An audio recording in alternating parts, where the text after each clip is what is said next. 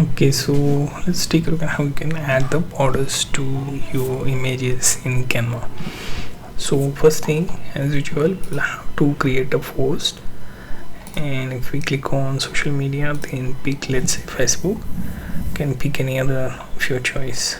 Now the next thing is choosing elements. Then here we type in border, right? You will find plenty of frames in here. You can also find graphics. You can see the type of graphics available to you right here, right? So instead of graphics, what I can do is I can pick the frames, right? So here we have frames, so let's pick a frame like this, right? Now we can extend this, okay, a little bit,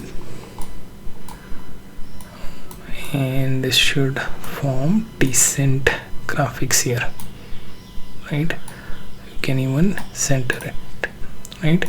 Now the next thing, you will have to upload one of the images here, right? And that kind of forms the border. Like this, you have multiple other frames or graphics that you can choose from to add into your post. So for branding related options, you can think of this type of borders for your social media post. So our flow was pretty easy. First you create any social media post, then go to elements, type in border, then you choose between graphics, photos or frames.